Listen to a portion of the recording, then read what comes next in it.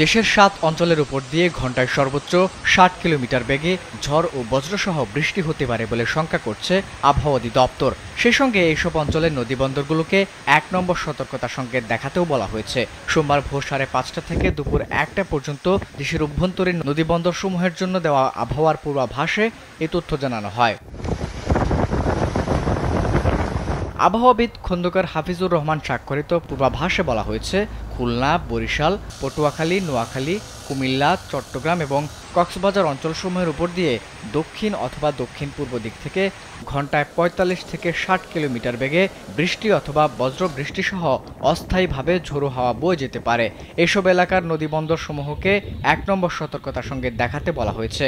Eden বে কক্সবাজার সমুদ্র সৈকতের উপর নিজেদের একটি ঠিকানা।